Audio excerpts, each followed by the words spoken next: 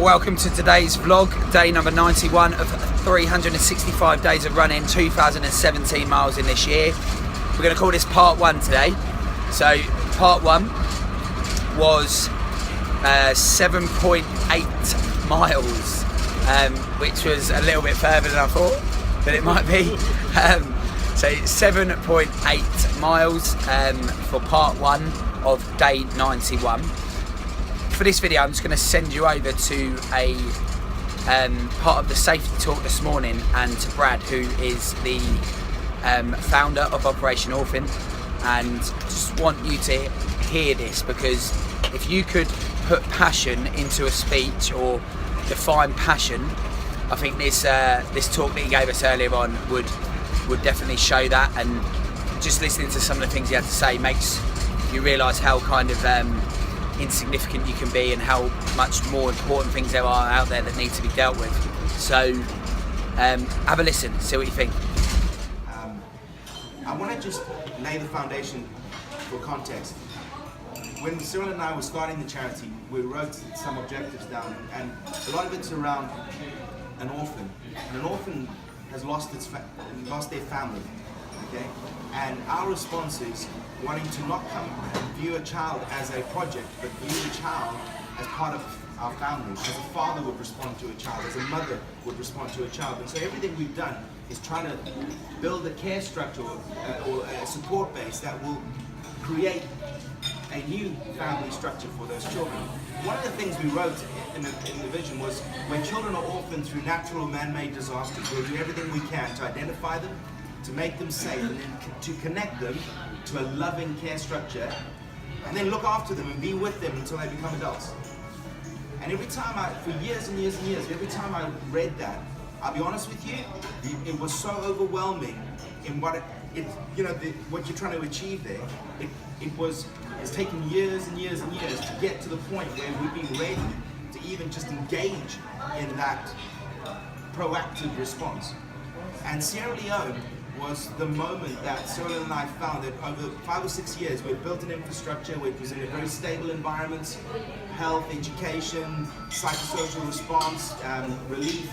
We developed a support base, but that proactive finding those kids at their moment of need, it was the Ebola crisis that we crossed the line.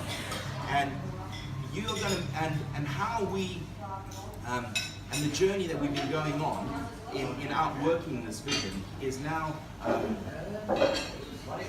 this tour represents so many of those facets. There are people out there that are hunting these kids down when they're orphaned. There are predators out there that are trying to get these kids and absorb them for personal gain.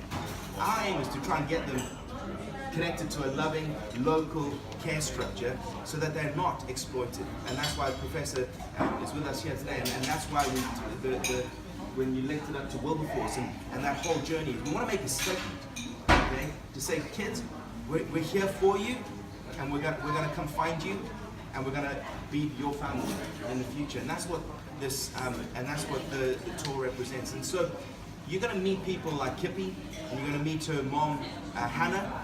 You're going to meet the kind of people that we work with that in their countries have actually stood up and said, we want to do something about this. And Operation Orphan comes alongside those people and says, how can we help you help the kids? How do we create a care structure around them so that these kids are safe? And so this tour and what you guys are embarking on is the beginning of a declaration to ask people in areas that maybe are stable or have the ability to help, to say, will you be part of the family? Will you be part of a growing family? Not only for these kids in Sierra Leone, but the kids that we've got in Nepal. I was in Nepal between the 2 earthquakes. We're looking at getting a proactive response team to get into the disasters straight after the disaster. Who are those kids in the future that at this point in time have a mom and a dad, but might find themselves without that and are vulnerable? Those are the children that this tour, every step you're taking, you're saying, you know what, we're coming for you, we're coming to help you, and we're not going to hurt you.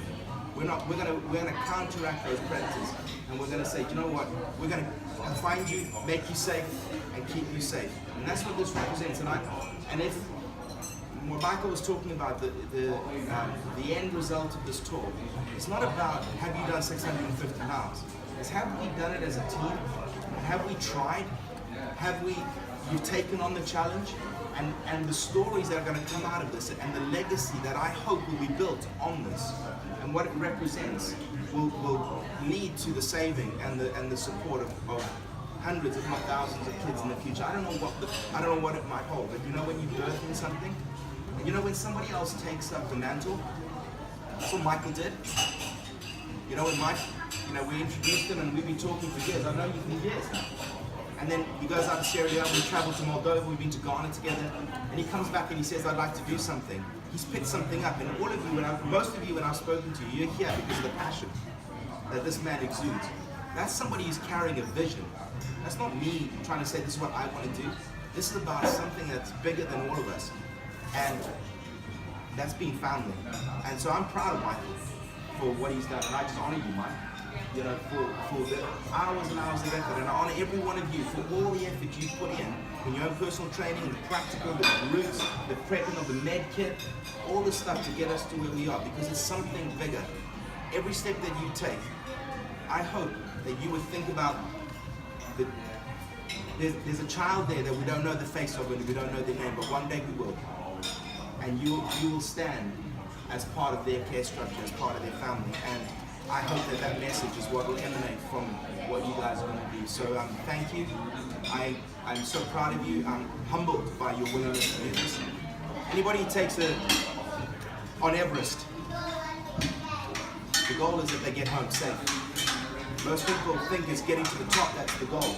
It's not, it's getting to the top and back down again. And if you can't get to the top, you turn around and you come back down again.